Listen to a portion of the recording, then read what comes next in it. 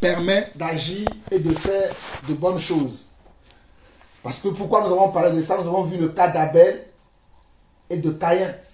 L'un a agi par la foi. Et c'est pour ça qu'il a pu donner comme un bon sacrifice à Dieu. Nous avons vu également que c'est par la foi qu'Enoch fut enlevé, qu'il n'a pas vu, il n'a pas connu la mort. Aujourd'hui, nous connaissons des hommes qui ont connu la mort physique.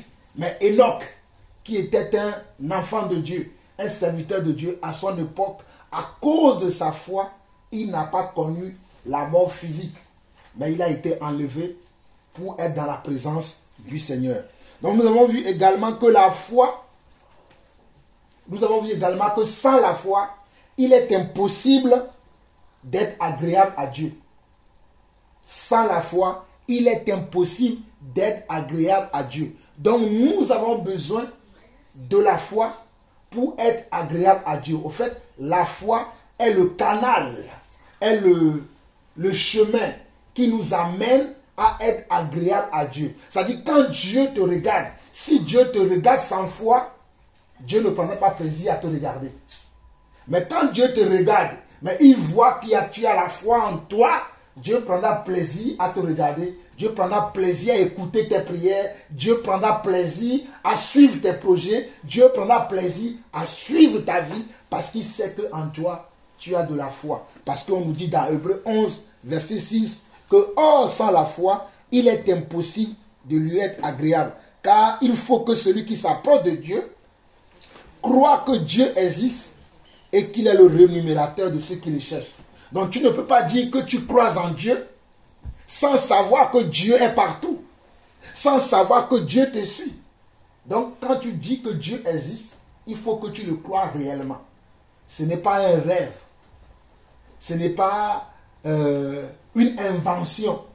Parce que nous savons que dans le monde, il y a des inventions. Mais Dieu n'est pas une invention. Il y a des gens qui croient ça. Hein. Chacun est libre de croire ce qu'il veut. Des gens croient que Dieu n'existe pas. Ils ont leur choix. Mais nous, quand nous décidons de croire que Dieu existe, il faut que nous le sachions réellement qu'il existe et qu'il est le rémunérateur de ceux qui le cherchent. Donc nous avons vu également que ce n'est pas la foi que Noé, divinement averti des choses qu'on ne voyait pas encore et saisi d'une crainte respectueuse, construisit comment une hache pour sauver sa famille. Donc par la foi, on peut aussi être averti. Par la foi, on peut avoir une information que les autres n'ont pas. Ah, ça, cette partie-là, je vais vous le rappeler pour que vous n'oubliez. Parce que c'est ça qui est la base de tout. Par la foi, on peut avoir une information que les autres n'ont pas. C'est très important ça. Je répète encore. Je dis par la foi, on peut avoir une information que les autres n'ont pas. Et quand j'ai dit une information, ce n'est pas une information moindre. C'est une information très importante, très capitale que les autres n'ont pas. Nous avons vu la preuve avec Noé. Noé, par la foi, Dieu l'avait averti qu'il va détruire le monde par l'eau. Et il fallait qu'il puisse bâtir une arche dans laquelle il va pouvoir se cacher, lui et sa famille. Et je vous avais dit le week-end dernier que Noé a prêché pendant 120 ans. Mes amis, Noé a prêché pendant 120 ans, déclarant au monde que le monde d'alors allait périr. Sauvez-vous de cette génération, le monde va périr, le monde va périr. Sauvez-vous de... Et les gens se moquaient de lui. De la même manière que les gens se moquent de moi aujourd'hui. Ou bien de la même manière que les gens se moquent de nous, les croyants aujourd'hui, ou les gens se moquent de nous, les disciples aujourd'hui. Aujourd'hui, quand tu dis que tu es enfant de Dieu, quand tu dis que tu es croyant, les gens vont se moquer de toi parce que la plupart de ceux qui se disent chrétiens aujourd'hui font les mêmes choses que normalement un enfant de Dieu ne doit pas faire. Voilà pourquoi il y a certaines personnes, quand tu vas dire que tu es croyant, on va t'assimiler aux autres. On va te prendre comme les autres. Et c'est la même chose que les gens faisaient à Noé à son époque. Voilà pourquoi il est dit dans les Écritures qu'il n'y a rien de nouveau sous le soleil. Ce qui a été c'est ce qui est et c'est ce qui sera. Voilà pourquoi je ne suis jamais, je ne suis jamais surpris quand je vois les gens se moquer de moi pour dire, mais qui est ce Jean-Paul Lawson là qui nous dérange avec Dieu par-ci, Dieu par-là, tout le temps Dieu, tout le temps Dieu. Ça ne me dérange pas. Parce que moi, je sais que j'ai la bonne chose. Comme je l'ai dit, la foi est une chose qui permet que toi, tu puisses avoir une information que les autres n'ont pas. On a vu par la science aujourd'hui que l'âge de Noé a existé. Aujourd'hui, nous avons Google, nous avons les gens, il y a certains qui l'appellent Google, d'autres disent Google. Si vous tapez sur Google, vous cherchez les informations sur l'âge de Noé, vous allez voir que ça a existé. C'est comme un jour, je discutais avec un monsieur qui m'a dit que non, Job n'existe pas. Mais l'histoire de Job, elle est réelle. Job est un homme qui avait la foi. Job est un homme qui craignait Dieu, qui vivait une vie qui était différente des hommes de son époque. Est-ce que vous vous rendez compte? Job avait une vie qui était différente des hommes de son époque. Comme aujourd'hui aussi, Dieu nous demande à nous aussi d'avoir une vie qui est différente des hommes de notre époque. Parce qu'à notre époque, aujourd'hui, le mal est appelé bien et le bien est appelé mal. Mais celui qui a la foi ne doit pas vivre comme le monde vit. Voilà pourquoi, si je continue dans les choses que nous avons déjà vues, au verset 8 d'Hébreux chapitre 11, Hébreux 11 verset 8, on nous dit, c'est par la foi qu'Abraham, lors de sa vocation, obéit et partit pour un lieu qu'il devait recevoir en héritage et qu'il partit sans savoir où il allait. Donc par la foi aussi, nous avons une vocation. Ma vocation n'est pas la vocation de mon voisin. J'aime bien mon voisin. Si mon voisin vient sonner chez moi et dit, voisin, j'ai besoin du sel, je lui donnerai du sel. Mon voisin, j'ai besoin de l'eau, je lui donnerai de l'eau. Mais mon voisin et moi, nous n'avons pas la même vocation. À moins qu'il soit un enfant de Dieu et qu'il ait la foi comme moi j'ai la foi. Parce que Dieu ne répond qu'à la foi. Dieu ne répond qu'à la foi. Voilà pourquoi lorsque Dieu est venu dans la personne de Yeshua, Hamashiach, Jésus-Christ sur la terre, quand les gens venaient le voir avec leurs problèmes, Jésus leur répondait, ou Dieu leur répondait, qu'il te soit fait selon ta foi. Qu'il te soit fait selon ta foi. Donc, j'ai fait un petit rappel pour toutes ces choses-là. Et la dernière fois, nous nous sommes arrêtés au verset 12. Est-ce que je mens? Alors, on s'est arrêté au verset 12. Donc, nous allons continuer du verset 13. Vous savez que nous avançons par 6 versets. Donc, nous allons voir du verset 13 jusqu'au verset 12 plus 6, ça fait 18. Et nous allons nous arrêter au verset 18 encore cet après-midi. Alors, verset 13 nous dit, c'est dans la foi qu'ils sont tous morts sans avoir obtenu les choses promises, mais ils les ont vues et salués de loin, reconnaissant qu'ils étaient étrangers et voyageurs sur la terre. Waouh! Ce verset va nous faire mal. Je relis encore. Hébreux 11, verset 13 nous dit, c'est dans la foi qu'ils sont tous morts sans avoir obtenu les choses promises, mais ils les ont vus et salués de loin, reconnaissant qu'ils étaient étrangers et voyageurs sur la terre.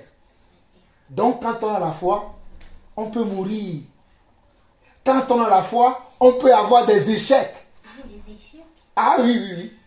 Quand on a la foi, on peut avoir des échecs. D'ailleurs, quand nous allons arriver vers le verset 36, vous allez voir que beaucoup sont morts sans avoir obtenu ce qui leur avait été promis.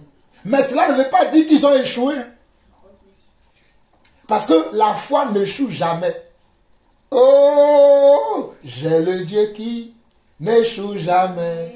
J'ai le Dieu qui n'échoue jamais. Moi, j'ai le Dieu qui n'échoue jamais, n'échoue jamais, n'échoue jamais. Vous voyez, nous, notre Dieu n'échoue jamais.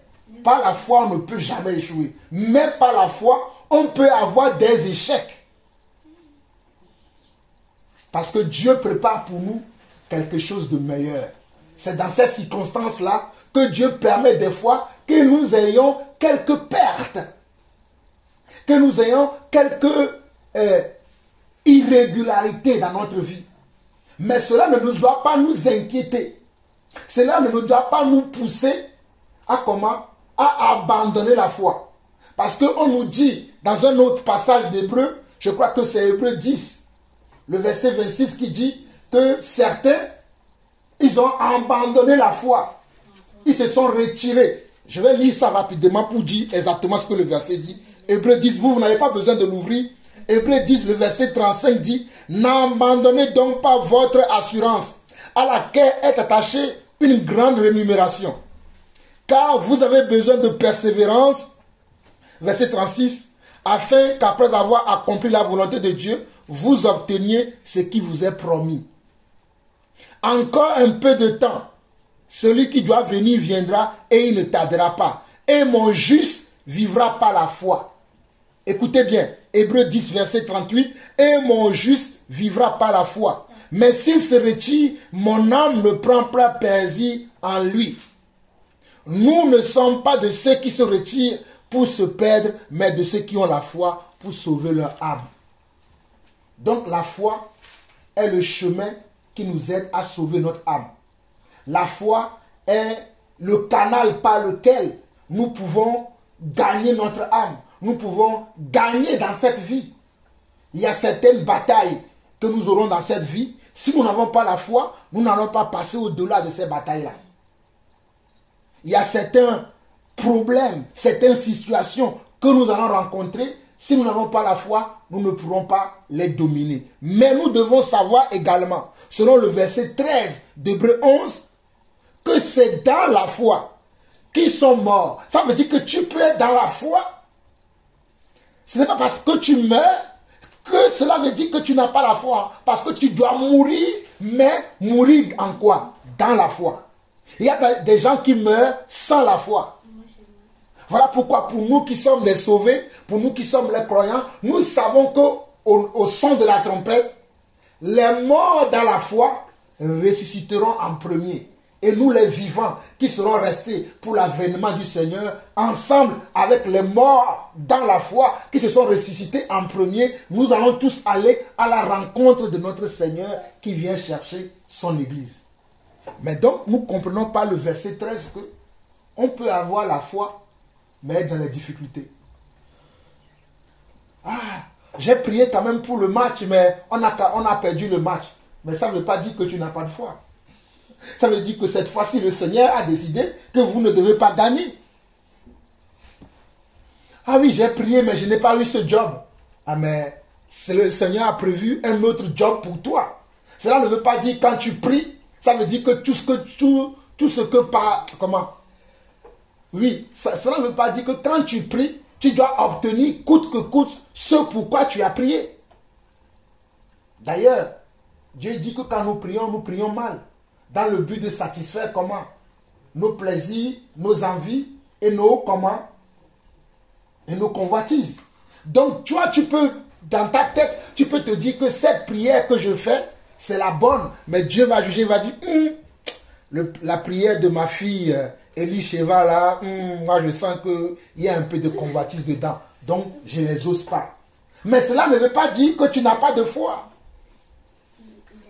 Comprenons bien le verset 13. Hein. On nous dit au verset 13, c'est dans la foi qu'ils sont tous morts sans avoir obtenu les choses promises. Mais ils les ont vus comment?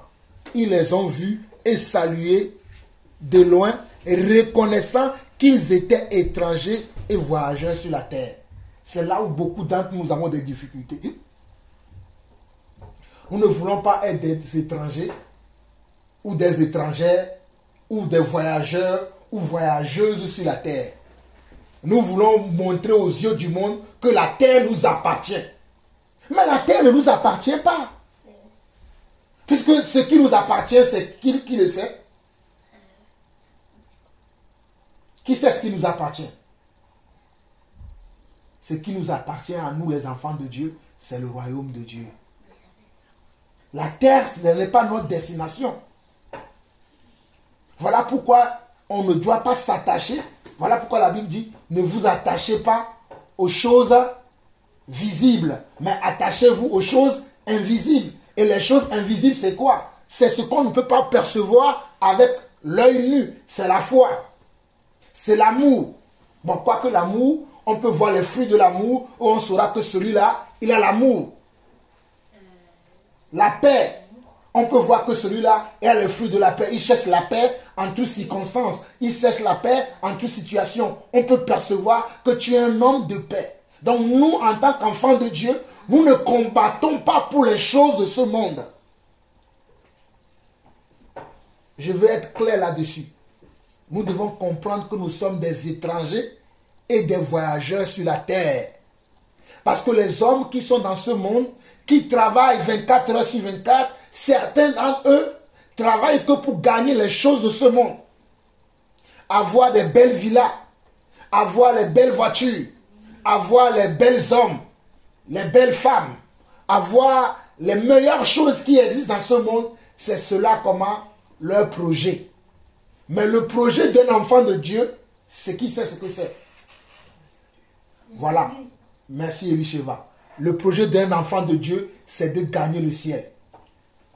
Le projet d'un enfant de Dieu, c'est de gagner le ciel. Ce n'est pas d'être un ministre dans un gouvernement. Ce n'est pas d'être une star sur les réseaux sociaux ou bien être une star dans un club de football. Je ne sais pas, être une star dans le monde de la musique, dans le monde de la mode, peu importe dans quel monde. Ce n'est pas ça le projet d'un enfant de Dieu. Le projet d'un enfant de Dieu doit être de gagner le ciel, d'aller rencontrer son Dieu, d'aller dire, Seigneur, j'ai combattu le bon combat de la foi. Comme l'apôtre Paul, mon bien-aimé l'apôtre Paul, que j'aime imiter, a dit, à la fin de sa vie, il a dit, j'ai combattu le bon combat de la foi. Désormais, la couronne de vie m'est réservée. Alors la couronne de vie dont Dieu parle ici, c'est la couronne de vie que nous allons recevoir dans le royaume des cieux. Voilà pourquoi Hébreux 11, le verset 13 dit, dans la seconde partie, que ils ont salué de loin, reconnaissant qu'ils étaient étrangers et voyageurs sur la terre. On nous dit, verset 14, ceux qui parlent ainsi montrent qu'ils cherchent une patrie. Ceux qui parlent ainsi montrent qu'ils cherchent une patrie. S'ils avaient en vue celle d'où ils étaient sortis, regardez bien, c'est ce que j'ai expliqué tout à l'heure. S'ils avaient en vue celle d'où ils étaient sortis, ils auraient eu le temps d'y retourner. Mais maintenant, ils en désirent une meilleure, c'est-à-dire une céleste. C'est pourquoi Dieu n'a pas honte d'être appelé leur Dieu, car il leur a préparé une cité. Waouh, c'est beau cette parole. Je relis encore. Verset 14 au verset 15. Ceux qui parlent ainsi, c'est-à-dire ceux qui se reconnaissent, qui sont étrangers, voyageurs sur la terre, et que il peut leur arriver de ne pas obtenir certaines choses pendant qu'ils vivent sur la terre. On nous dit au verset 14 jusqu'au verset 18, on nous dit, ceux qui parlent ainsi, c'est-à-dire ceux qui ont ce comportement, ceux qui ont cette attitude, ceux qui ont cette carapace-là, qui n'ont pas crainte de vivre cette chose-là, on nous dit que ceux qui parlent ainsi montrent qu'ils cherchent une patrie. Montrent qu'ils sont dans la recherche de quelque chose. La Bible l'appelle une patrie. Et il dit, s'ils avaient en vue celle d'où ils étaient sortis, ils auraient eu le temps d'y retourner. Donc ça nous fait comprendre que les gens là n'ont pas pour en vue la cité d'où ils sont sortis. C'est-à-dire nous tous, nous sommes nés dans le monde. Hein. Certains sont nés à la maison, d'autres sont nés dans les hôpitaux, d'autres sont nés dans les dispensaires, d'autres sont nés dans la brousse. Mais toujours est-il que toutes ces naissances-là sont faites comment? Dans le monde. Et beaucoup de ces personnes-là, puisqu'ils sont nés dans le monde, ils veulent gagner les choses qui sont dans ce monde-là.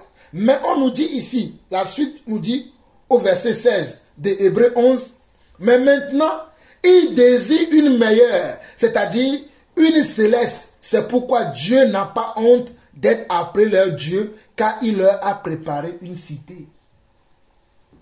Donc nous comprenons par ces passages-là que celui qui vit par la foi ne s'attache pas aux choses de ce monde. N'est pas pour finalité de gagner la terre. Il peut t'arriver de perdre les choses de cette terre. Il peut t'arriver que tu puisses même avoir la mort. Mais tu sais qu'il y a une meilleure cité qui t'attend. Tu sais qu'il y a une meilleure cité que Dieu a préparée pour toi. Voilà pourquoi lorsque notre frère Étienne fut lapidé dans Actes chapitre 7, il regardait le ciel. Et la parole déclare que lorsqu'il regardait le ciel, il a vu comment le Seigneur Yeshua Mashiach assis sur son trône. Et qu'est-ce qu'il a dit? Il a dit, Seigneur, pardonne-leur car ils ne savent pas ce qu'ils font. Pendant que les gens le lapidaient, lui, il voyait la chose qui lui avait été promise. Et quand il voyait cette chose-là, il était comment? Il était dans la... Comment? Ah, il était dans une prière demandant pardon à ceux qui le tuaient. Ceux qui le tuaient pensaient qu'il le faisait du mal. Mais ils sont en train de l'aider comment? À rentrer comment? Dans son appel, dans sa vocation. Parce que notre vocation à nous les enfants de Dieu, c'est de rentrer dans le royaume que Dieu a préparé pour nous. Voilà pourquoi on nous dit ici au verset 16, même maintenant, il en désire une meilleure, c'est-à-dire une céleste. C'est pourquoi Dieu n'a pas honte d'être appelé leur Dieu, car il leur a préparé une cité. Verset 17 au verset 18, où nous allons nous arrêter, on nous dit, c'est par la foi qu'Abraham offrit Isaac lorsqu'il fut mis à l'épreuve et qu'il offrit son fils unique, lui qui avait reçu les promesses et qu'il avait été dit, en Isaac, tu auras une postérité appelée de ton nom. Je ne sais pas si nous comprenons ici, parce que c'est très important que nous comprenions le verset 17 et le verset 18 qui dit, c'est pas la foi. Bon, nous allons aller jusqu'au verset 20 pour que nous puissions saisir vraiment ce qui se passe ici. Normalement, nous devons nous arrêter au verset 18. Mais nous allons aller jusqu'au verset 20 pour que vous puissiez vraiment saisir quelle est la pensée de Dieu quant à ce qui concerne la foi, quant à ce qui concerne ce que Dieu fait dans notre vie.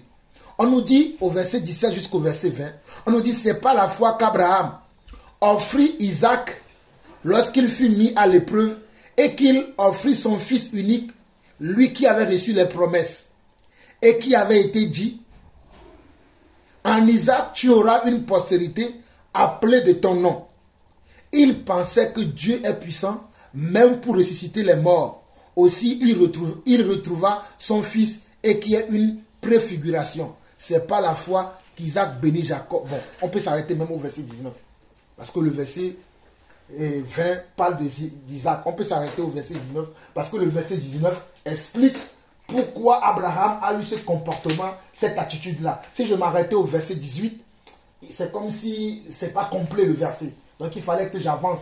Donc c'est pour ça que j'ai avancé un peu pour que vous puissiez comprendre. Donc je relis encore du verset 17 au verset 19. On nous dit, c'est pas la foi qu'Abraham offrit Isaac lorsqu'il fut mis à l'épreuve et qu'il offrit son fils unique, lui qui avait reçu les promesses et à qui il avait été dit, en Isaac, tu auras une postérité appelée de ton nom. Il pensait. Dans la pensée d'Abraham, je vais expliquer, je sais que vous connaissez l'histoire d'Abraham, mais je vais expliquer encore une dernière fois. Abraham était un homme qui n'avait pas d'enfant. Et Dieu est venu le voir un jour. Et Dieu lui a donné une promesse en disant, parce que tellement Abraham n'avait pas d'enfant, qu'il avait un serviteur qui s'appelait Eliezer. Et Abraham, à un moment de sa vie, voulait léguer tous ses biens à Eliezer. Et Dieu l'en avait dissuadé. Dieu lui a dit, hé Abraham, mon fils, ne t'inquiète pas. Ne va pas à la besogne. Ne donne pas tous tes biens à Eliezer. Car moi qui suis ton Dieu, je permettrai que tu auras aussi ta propre descendance. Tu auras un enfant qui sera issu de tes propres riens. Donc, ne va pas en besogne pour donner tous tes biens à ton serviteur Eliezer. Je sais que tu as de l'amour pour ton serviteur Eliezer. je sais que tu as de l'amour pour ton serviteur Eliezer, mais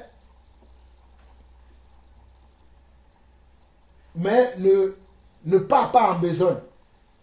Et Abraham a compris que Dieu lui donnait une promesse que ne t'inquiète pas, tu auras toi-même un enfant qui sera issu de tes propres reins. Donc qu'est-ce qu'Abraham a fait? Abraham a entendu la voix de Dieu. Il a dit, ok, je ne vais pas donner mes biens à Élisée. Je vais attendre que la promesse que Dieu m'a donnée s'accomplisse. Maintenant, cette promesse va s'accomplir à un temps. Sa femme Sarai aura un enfant qui va appeler Isaac. Et ce Isaac-là, qui devait être comment? L'enfant de la bénédiction. Celui qui doit hériter de lui. Mais Dieu va lui dire un jour, donne-le-moi en sacrifice. Et c'est là où Abraham va dire, mais c'est pourtant Dieu m'a dit que cet enfant-là, c'est celui qui sera issu de mes propres riens, c'est celui qui va hériter de moi, il me le demande en sacrifice. Si c'est nous, on a dit, oh mais Dieu, tu es méchant, tu exagères. J'ai tant souffert pour avoir ce fils, j'ai tant souffert pour avoir cet enfant, et maintenant que je l'ai, maintenant tu me demandes encore de te le donner en sacrifice. Mais on nous dit au verset 17 où nous arrêtons, que telle n'est pas la pensée qu'Abraham avait. Au verset plutôt 19, on nous dit, il pensait que Dieu est puissant, même pour ressusciter les morts. Aussi, il retrouva son fils, ce qui est une préfiguration. Donc, il a tellement pensé que même si son fils Isaac, qu'il va offrir à l'autel, mourait, Dieu est capable de le ressusciter. Vous voyez la foi? Vous voyez comment la foi voit les choses? La foi ne voit jamais que tout est fermé, que tout est impossible, au fait. Au fait, la foi voit toujours la possibilité dans tout. Ce qui est censé te tuer, la foi que tu as à l'intérieur de toi, lui va voir que ça là, tu auras la vie dedans. Ce qui est censé t'amener, à la dérive, ce qui est censé t'amener, pour que les gens se moquent de toi, quand tu as la foi va te dire que non. Pourquoi toi tu vois la chose sur cet angle-là? Non, regarde-le plutôt sur cet angle-là. Voilà pourquoi il est dit aussi dans Romains 8, le verset 26, que toutes choses concourent au bien de ceux qui aiment Dieu et qui sont appelés selon son dessein. Toutes choses, absolument toutes choses. Oui, mais monsieur, j'ai postulé pour ce travail, mais ils ne m'ont pas retenu. Toutes choses concourent au bien de ceux qui aiment Dieu. Oui, mais monsieur, mais il m'a promis qu'on va se marier, mais aujourd'hui il me dit qu'il ne veut plus de moi. Toutes choses concourent au bien de ceux qui aiment Dieu. Oui, mais on a déjà donné les cartes d'invitation pour ce mariage. Les gens vont se moquer de moi pour dire, mais Sandra, tu nous as envoyé les cartons d'invitation, mais pourquoi aujourd'hui tu nous dis qu'il n'y aura plus de mariage? Toutes choses concourent au bien de ceux qui aiment Dieu. Parce que Dieu sait que peut-être pour toi, en rentrant dans ce mariage, tu vas rencontrer des difficultés que tu ne pourras pas supporter, qui pourront même faire que tu puisses perdre la foi. Et comme Dieu lui voit les choses que tu ne vois pas, il dira non, c'est mieux que ce mariage-là soit annulé. Ou c'est mieux que tu apprennes maintenant que ce monsieur ou bien que cette dame avec qui tu veux te mettre ensemble est un voleur, est un sorcier, est un manipulateur, est un pervers, est un narcissique, est un... peu importe. Mais toi, tu es déçu. Oh là là, Seigneur. Oh là là. Oh là là. Qu'est-ce que moi j'ai fait? C'est là où le pleurs commence. Seigneur, Seigneur. Pourquoi tu me fais ça? Pourquoi tu me fais ça? Non. Mais non. Glorifie Dieu. Glorifie Dieu. Glorifie Dieu dans toutes tes épreuves. Souvenez-vous de Shadrach, Meshach et Abednego dans le temps de feu. Ils chantaient les louanges du Seigneur. Souvenez-vous de Daniel à la fosse au lion. Ils glorifiaient le Seigneur. Souvenez-vous de Paul et Silas en prison. Ils chantaient les louanges du Seigneur. Ce ne sont pas des épreuves, ces choses-là. Pourtant, Dieu leur avait dit, non, que s'ils boivent un breuvage mortel, cela ne leur ferait pas du mal, non? Pourtant, Dieu avait dit que si tu crois, si tu as la foi, tu dirais à cette montagne, ôte-toi de là et place-toi dans la mer. Mais ces personnes-là, dans certaines difficultés, ou bien en face de certaines difficultés, ils se sont retrouvés seuls, comme si Dieu n'était plus avec eux. Devant certaines situations, ils se sont retrouvés only, single, comme si Dieu les avait oubliés. Mais la Bible dit que c'est parce que Dieu a quelque chose de meilleur prévu pour eux. Et dans le cas d'espèces que nous voyons aujourd'hui, on voit que Abraham se disait en lui-même que si Dieu lui-même qui m'a donné cet enfant me le redemande encore en sacrifice, c'est qu'il est capable comment de lui redonner la vie. Ressusciter veut dire redonner la vie. Donc je peux le lui offrir. Voilà pourquoi la Bible dit, qu'as-tu que tu n'as pas reçu?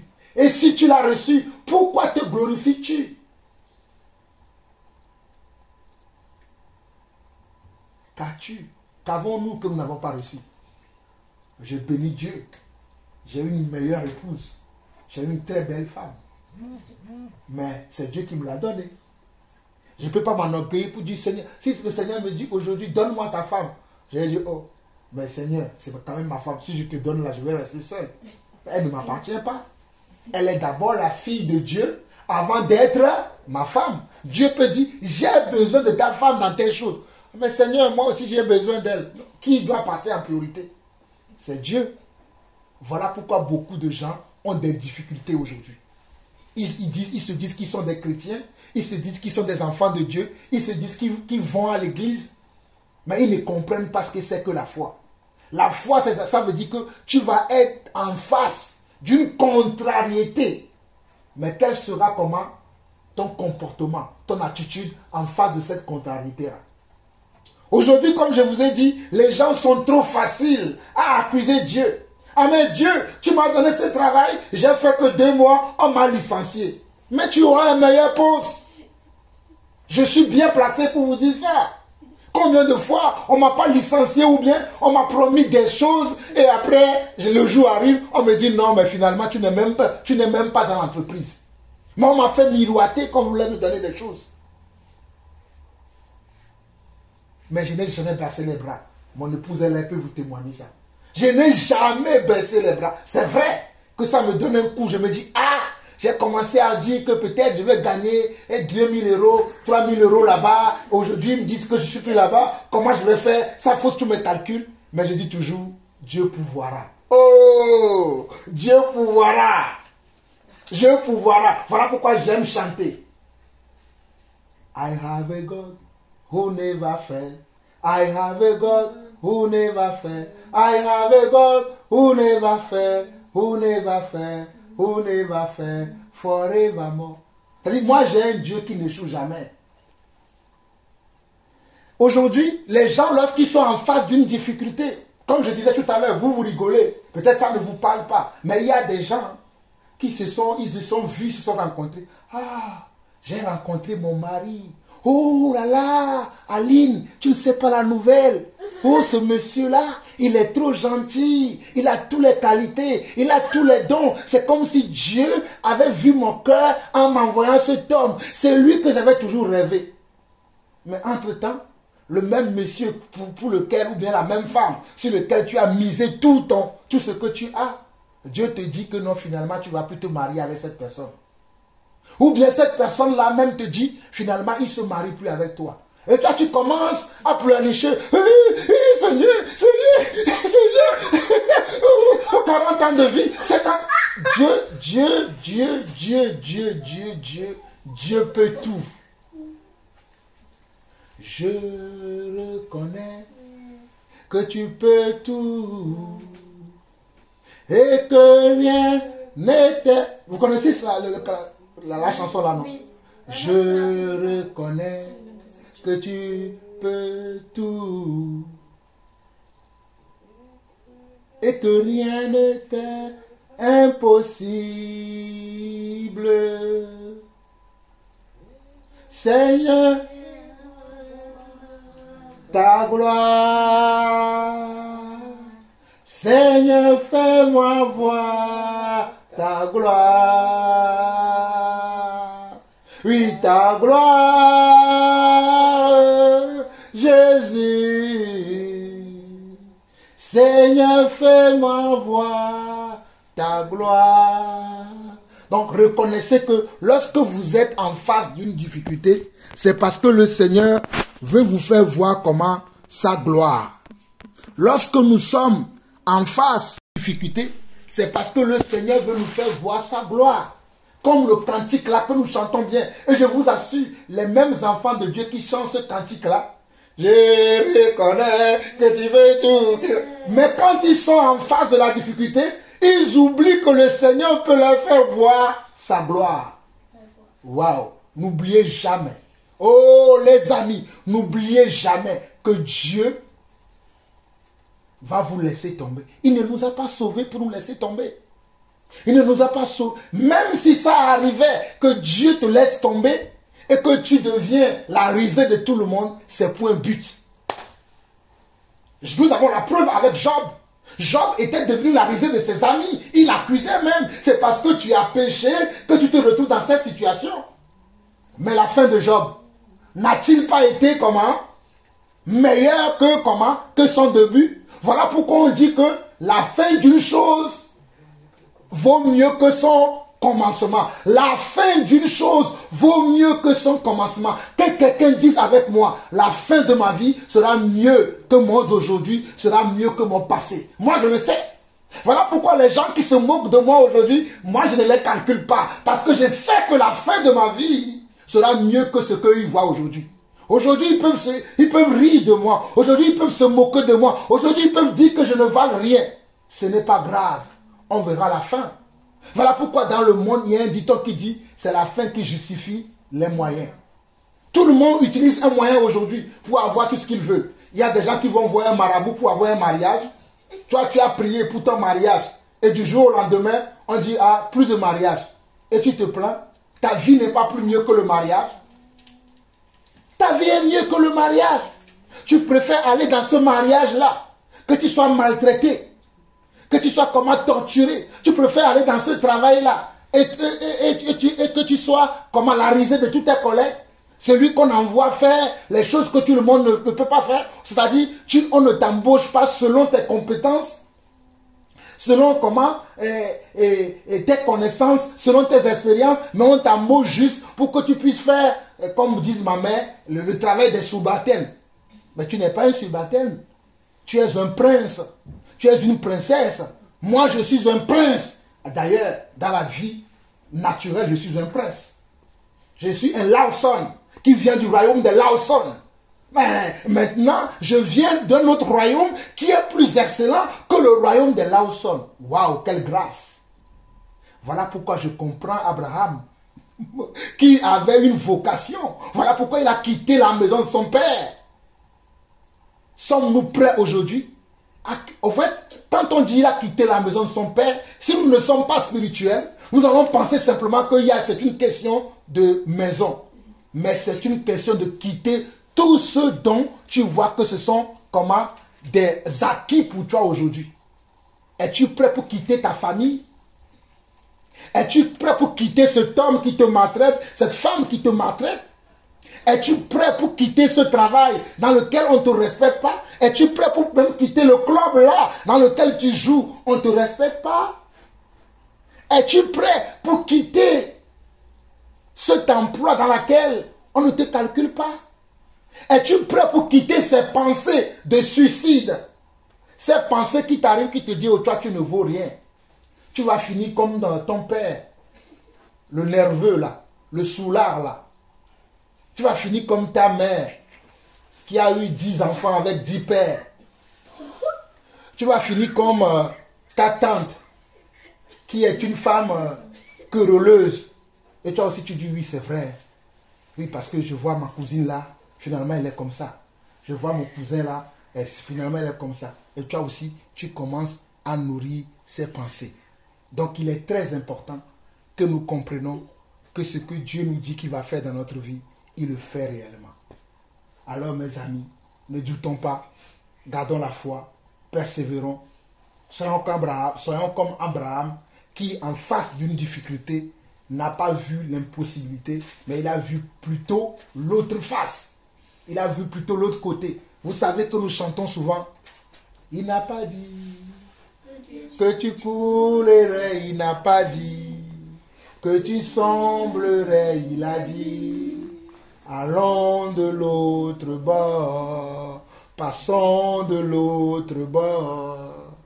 Il n'a pas dit que tu coulerais, il n'a pas dit que tu semblerais, il a dit. Allons de l'autre côté, passons de l'autre côté. Si la mer se déchaîne, si le vent souffle fort, si la vague t'entraîne, n'aie pas peur de la mort. Si la vague t'entraîne, n'aie pas peur de la mort. Il n'a pas dit que tu coulerais, il n'a pas dit que tu semblerais, il a dit. Allons de l'autre côté, passons de l'autre côté, allons de l'autre rive, passons de l'autre rive. Oui, si la mer se déchaîne, si la vent souffle fort, si la barque t'entraîne, n'aie pas peur de la mort. Si la vague t'entraîne, n'aie pas peur de la mort. Il n'a pas dit que tu coulerais, il n'a pas dit que tu semblerais, il a dit. Allons de l'autre côté, passons de l'autre côté, oui, allons de l'autre bord, passons de l'autre bord. Oui, si la mer se déchaîne, si le vent souffle fort, si la barque t'entraîne, n'aie pas peur de la mort. Si la barque t'entraîne, n'aie pas peur de la mort. Il n'a pas dit que tu coulerais, il n'a pas dit que tu semblerais, il a dit. Allons de l'autre bord, passons de l'autre bord. Allons de l'autre bord, passons de l'autre bord, allons de l'autre bord. Oh mes amis, est-ce qu'on peut passer de l'autre bord? Est-ce qu'on peut être prêt pour passer de l'autre bord? Pour finir, je vais chanter un dernier cantique. Vous savez que j'aime beaucoup les cantiques. Ne craignez pas pour votre corps. Ne craignez pas devant la mort. Oui, lèvons nos yeux vers le Seigneur. Oui, crions vers lui sans perdre foi. Oh, ne craignez pas pour notre corps. Ne craignons pas devant la mort. Lèvons nos yeux vers le Seigneur. Oui, crions vers lui sans perdre foi. Oui, ne craignons pas pour notre corps. Ne craignons pas devant la mort. Lèvons nos yeux vers le Seigneur.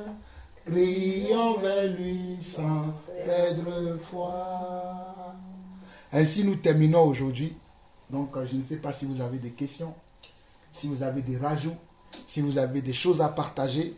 Ben, nous sommes encore dans le temps. La parole est maintenant à vous, mes chers frères et sœurs. Je vous aime. Oui, je t'écoute, Sarah.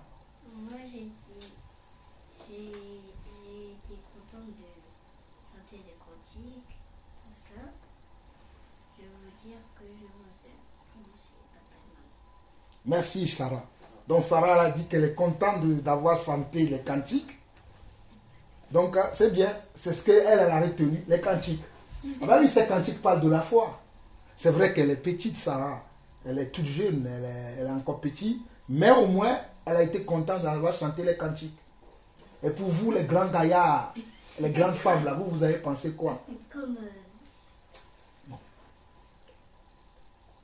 Après, bon, vous n'êtes pas obligé de parler. Hein. Mais je dis, c'est le moment maintenant. Si vous avez des questions, si vous n'avez pas de questions, voilà, on va faire une prière de clôture et on s'arrête là. Mais si vous avez des questions, même si ça ne concerne pas ce que nous avons dit, ce que nous allons partager aujourd'hui, c'est le moment de poser ces questions. Mais n'oubliez pas que quand on dit ne craignez pas, ou bien quitter, comme je l'ai dit tout à l'heure, c'est être prêt de quitter ses mauvaises pensées, ses sentiments, ses émotions, ses amis, sa famille. C'est ça la foi. Peut-être aujourd'hui, là, quand on parle là, tu n'as pas besoin de quitter quelque chose.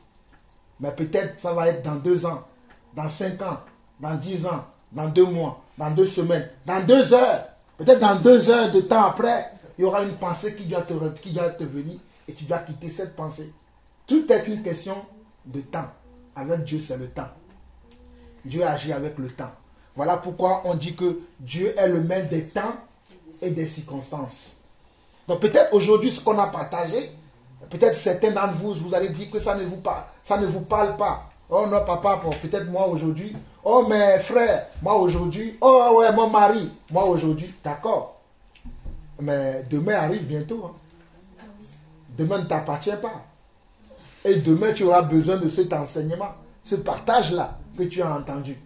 Et tu dois l'appliquer à la situation. Au fait, la parole de Dieu, ce sont des petits enseignements, ce sont des petits conseils qu'on doit appliquer devant une situation qu'on va rencontrer demain. Au fait, c'est ça, au fait. En résumé, tout ce que je viens de faire là, tout ça là, tout ce tralala, chanter, tout ça là, ça a pour but que vous ayez des petits conseils que vous gardez dans votre mémoire pour pouvoir l'appliquer à une situation spécifique, spécifique ou typologique, parce que c'est à des situations typologiques que vous allez utiliser ça. Voilà pourquoi certains d'entre vous, vous allez utiliser ça peut-être dans 1 heure, dans 2 heures, dans 5 mois, dans 10 ans, dans 5 ans, dans 1 an, dans d'autres. Peut-être ils sont passés déjà à côté, ils sont passés déjà avec tout ça. Ils disent, ah, mais cela ne veut pas dire comme tu as déjà eu, que tu n'en auras pas encore. Il faut être toujours sur le qui-vive. Voilà pourquoi on a vu que ce qui parle là, persévérance et la foi. Donc même dans ta foi, tu dois persévérer. Je ne veux pas trop parler. Je vois qu'il n'y a pas de questions. On peut faire une prière de clôture. Qui veut bien prier pour la clôture? Un des dinosaures là. Oui, il faut qu'un des dinosaures fasse la priorité. Voilà, David, écoutons David. David veut nous dire un truc. Écoutons David. Le vent, si la mer se déchaîne, si le vent souffle fort. Ça vient de quand les apôtres étaient sur la barque. Et qu'il y avait de la tempête. Et Jésus dormait. Ils avaient peur, ils croyaient qu'ils allaient couler. Ils auraient vu Jésus leur a dit, pourquoi vous avez peur? Je suis là. Je suis là. Donc pourquoi craignez-vous? Il se lève, il dit, il calme la tempête. Les apôtres, tu regardes comme ça, il dit, hey, il n'y a que le Fils de Dieu pour faire ça. Voilà. Mais si on prend ça comme base, comme exemple, le Seigneur est avec eux dans la barque. Pour toi, ça n'a pas évité qu'ils aient tempête. Donc chacun de notre vie, on est tous, le Seigneur il est avec nous, même quand tu peux avoir un proche à toi qui meurt, tu peux être attaqué par différentes pensées, le Seigneur il est toujours présent.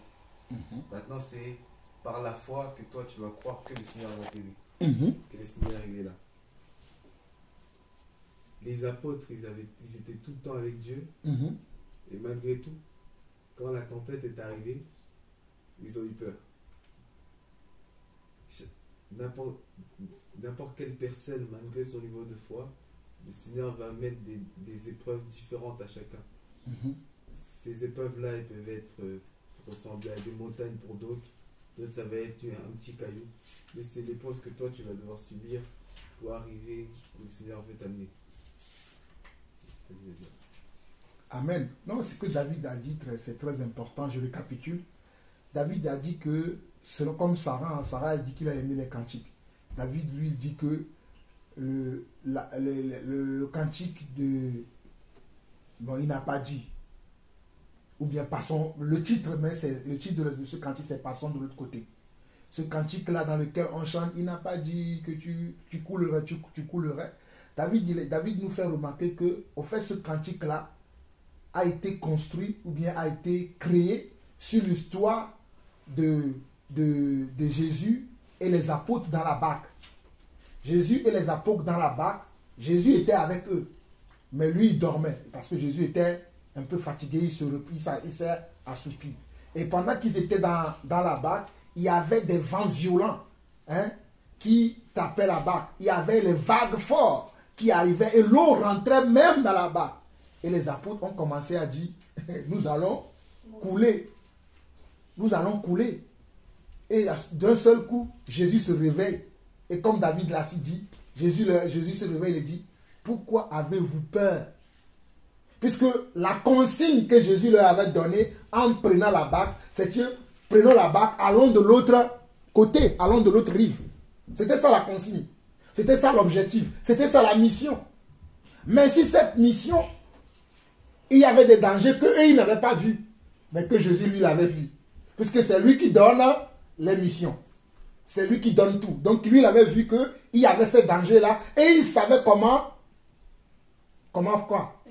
vaincre ces dangers, comment passer outre de ces dangers. Mais les apôtres, eux, ils n'avaient pas vu. Donc, étant avec le maître des maîtres dans la barque, et que la barque a commencé à être agitée de gauche à droite, ça et là, par les flots de la mer, par les vents violents, par les vagues, ils ont commencé à avoir peur et ils ont commencé à se dire, mais notre vie est finie. Et Jésus va se réveiller et va dire, pourquoi avez-vous peur? Ce que David a dit est très important. Au fait, la foi n'a pas peur. Moi, si je retiens quelque chose de ce que David a dit, David veut nous faire comprendre que la foi n'a pas peur. Parce que tu peux avoir des circonstances dans lesquelles tu peux être effrayé. Parce que nous sommes des hommes. Mais qu'est-ce que tu dois faire? Puisque Jésus ne leur a pas dit pourquoi vous êtes effrayés. Il a dit pourquoi avez-vous peur? Parce que quand l'effrayement vient, c'est toi qui dois le chasser parce que tu as la foi et tu sais que Dieu t'a dit. Bon, dans cette histoire que David a relatée, c'est qu'il doit passer de l'autre côté. Parce qu'il passait, vous savez que Jésus allait de village en village, prêchant la bonne nouvelle. Donc, ils étaient à une ville et ils devaient, je crois qu'ils étaient quand ils étaient à Bethsaïda où ils devaient aller dans une autre ville. Bon, je ne sais pas si c'est vraiment ça parce qu'on n'a pas lu le passage qui parle vraiment de ça pour savoir la situation. Mais on connaît en globalité l'histoire et que c'est qu'ils devaient quitter un point A pour aller à un point B en prenant une barque. Sauf que la barque roule sur quoi? Il roule sur la mer. Et sur la mer, il y a des flots, il y a des vagues, il y a des vents impétueux. Mais les disciples ont pris peur. Donc, en d'autres mots, David veut nous enseigner aussi ce soir que nous ne devons pas avoir peur des situations que nous rencontrons. Quand il y a une situation, ça veut dire qu'il y a également une solution. Chaque situation a également une solution. Chaque problème a sa solution. Chaque énigme a sa réponse. Il n'y a pas d'énigme qui n'a pas de réponse. Chaque énigme a également sa réponse. Est-ce que nous comprenons tous la même chose? Est-ce que c'est clair pour tout le monde? Y a-t-il encore des rajouts? Y a-t-il encore des rajouts? Non? Abraham, oui, on écoute encore. Abraham, oui. Quand Abraham il est parti de son père, oui. Il est parti seulement avec sa foi et avec sa famille. Voilà. Mais l'objectif clair d'Abraham, c'est d'avoir une descendance. Voilà. Abraham, au départ, il cherchait Abraham, il a prié plusieurs dieux avant de trouver Dieu. Mais quand il a découvert l'Éternel, là, il s'est dit non. Lui, c'est mon Dieu. Vos statues, elles ne vous parlent pas, elles ne répondent pas. Moi, Dieu me parle. Statue, c'est les mains de l'homme. Et moi, mon Dieu, il n'a pas été créé.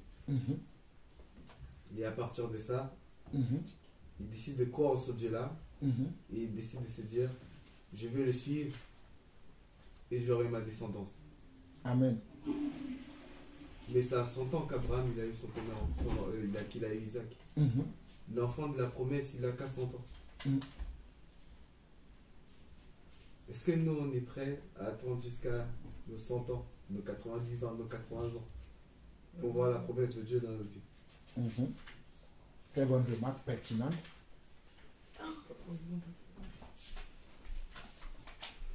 Abraham, il a toujours marché avec sa foi. Aujourd'hui, quand nous allons à un endroit d'un point A à un point B, on a nos GPS, on a nos cartes. Lui, Abraham, il allait d'un point A à un point B sans rien. Il marche juste en suivant la parole de Dieu. Wow. Gardons la foi. Amen. Amen. Ah, David, là, il vient de nous enseigner. Ça, c'est un vrai enseignement. C'est facile de dire j'ai la foi quand tu vas. En fait, ce que David vient de dire, que c'est facile de dire j'ai la foi quand tu vas bien. C'est facile de dire j'ai la foi quand tu roules. C'est facile de dire j'ai la foi quand tout ce que tu fais te réussit. C'est facile de dire j'ai la foi quand tout le monde te comprend. Mais quand tout le monde ne te comprendra, quand tout le monde ne te comprendra pas, auras-tu toujours la foi? Quand tout le monde ne sera pas dans ta posture, auras-tu toujours la foi? Parce que David a si bien remarqué que Abraham, avant de quitter la maison de son père, il avait eu l'expérience déjà avec d'autres dieux que priaient ses ancêtres, que priait son père Nacor ou Terah, je ne sais plus quoi. Terah. Tu vois? Abraham a eu... Donc ça veut dire également que est-ce que nous sommes prêts? Parce que parfois, nous, Dieu va nous faire passer d'un point A à un point B en famille. Parce qu'il fallait qu'Abraham parte. Et quand il devait partir avec sa femme, Sarah. Et comme David il a dit, il est parti en famille. Parfois, nous devons quitter un endroit en famille. Mais quand toi, tu vas vouloir envie de partir, je bénis l'Éternel Dieu pour mon épouse Elisheva. Quand on a voulu quitter le système d'église là, où les gens font de bêtises aujourd'hui là, à l'époque, quand on avait voulu quitter l'église, je disais à mon épouse, je veux partir. Elle a dit, oh mon frère, on a tous nos amis là-bas, on s'était mariés dans cette assemblée, mais on va la quitter comme ça.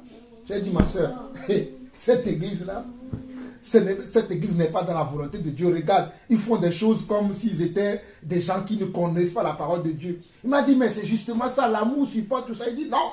Est-ce que c'est une entreprise? Il m'a dit, ah. Quand j'ai sorti le mot là, c'est que c'est une entreprise là. Ça lui a parlé, il a dit, c'est vrai, tu as raison. C'est dans une entreprise que même si les choses ne vont pas, tu es obligé de rester parce que c'est une entreprise, ce n'est pas toi qui l'as dit. Tu as un contrat, tu restes. Mais dans la parole de Dieu, Dieu nous dit que ne participez pas aux œuvres infructueuses des ténèbres, mais plutôt qu'on allait les. Il dit que si quelqu'un vient à vous, il n'amène pas cette doctrine-là, ne lui dites même pas salut.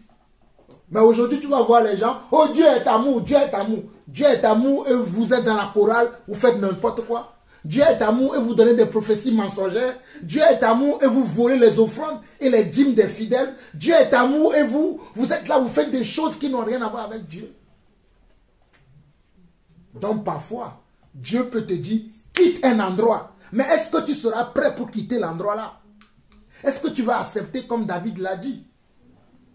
Ouais, je crois que David nous a donné dans quelle direction on doit prier.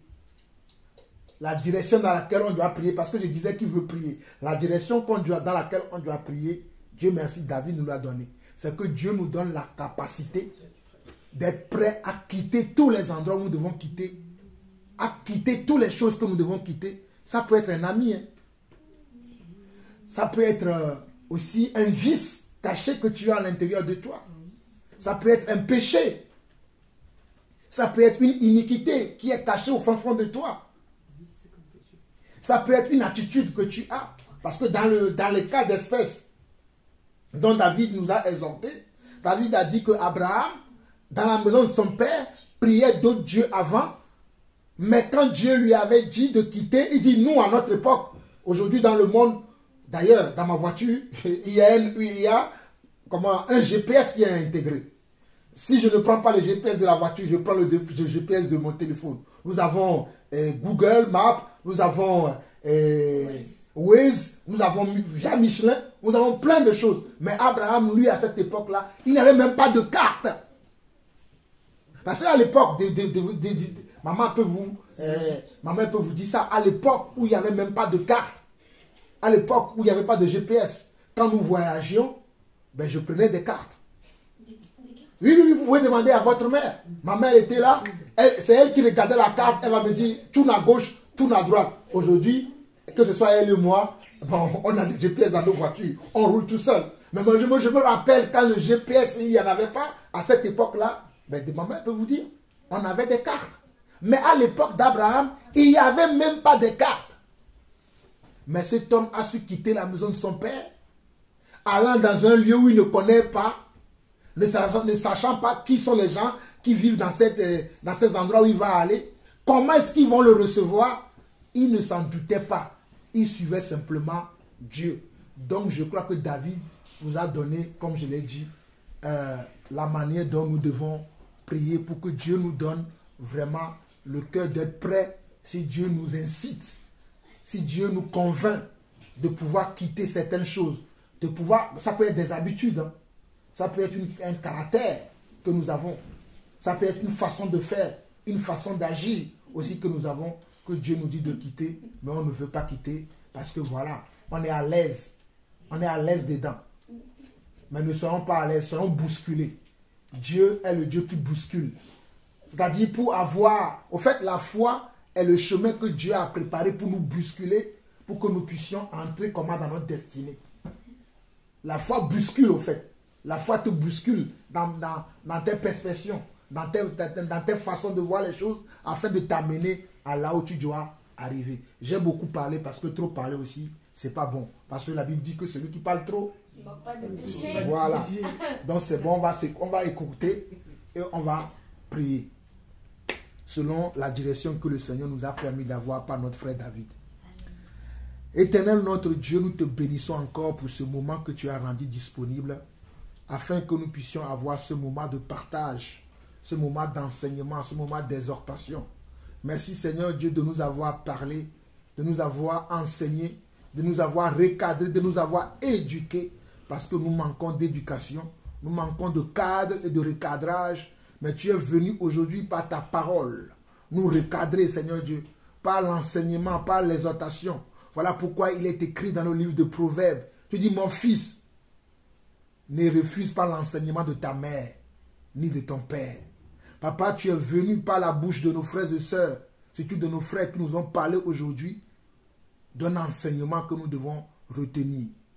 C'est que nous devons être prêts, papa, à quitter, Seigneur Dieu, les choses que nous avons encore dans nos vies, qui ne glorifient pas ton nom, qui ne fait pas de nous des dignes fils et des dignes filles du royaume de Dieu.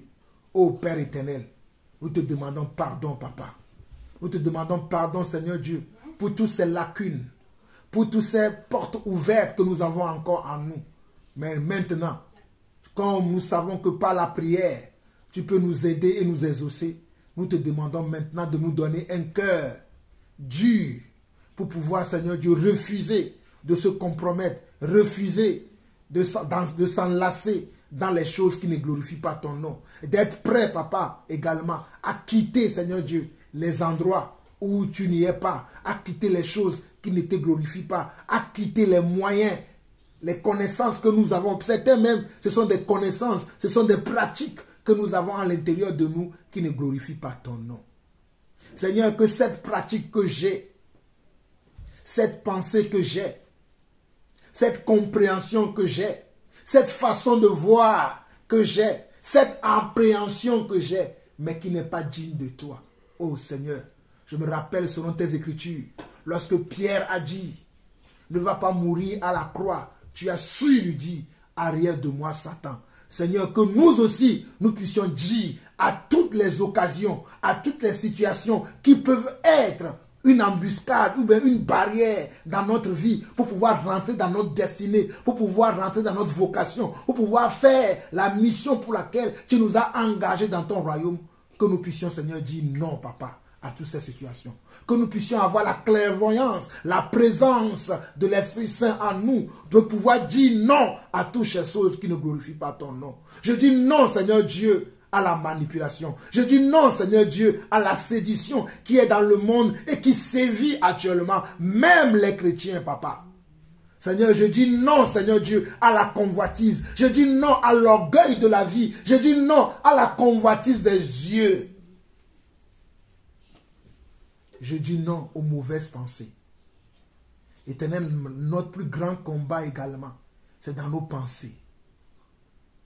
Père, nous t'en supplions que nos pensées soient vraies, que nos pensées soient justes, que nos pensées soient pures, que nos pensées soient vertueuses, dignes de louange, qu'elles méritent l'approbation. Papa, que toute mauvaise pensée, tout mauvais sentiment et pressentiment que l'ennemi peut peut-être nous envoyer, aujourd'hui, dans le nom de Jésus, nous refusons toutes ces choses. Nous déclarons que nous sommes de Dieu. Nous ne sommes pas du monde pour agir comme le monde. Nous avons l'Esprit de Dieu en nous qui nous conduit. Nous sommes des citoyens des cieux. Et nous sommes étrangers et étrangères sur la terre, Papa. Merci, Seigneur Dieu, pour ce grand enseignement, pour ce grand conseil que tu viens de nous donner encore aujourd'hui par ta parole. Nous te bénissons, Papa. Merci pour nos frères et sœurs qui nous suivent en ligne et les frères qui nous suivront en ligne quand nous allons poster ces enseignements. Bénis-les également, Seigneur Dieu. Veille sur eux également, Seigneur Dieu. Veille sur les familles, Papa. Si peut-être dans ce que nous avons enseigné, nous n'avons pas approfondi, Seigneur Dieu, toi-même tu peux approfondir encore avec eux, Papa. Montre-leur des situations, montre-leur des choses, Papa, que nous, peut-être, nous n'avons pas partagé pendant ce moment de partage. Mais toi qui es le vrai enseignant, le grand enseignant, le chef apôtre, montre-leur tout ce dont ils ont besoin afin de marcher tous les jours dans leur vie comme toi tu le veux, Papa.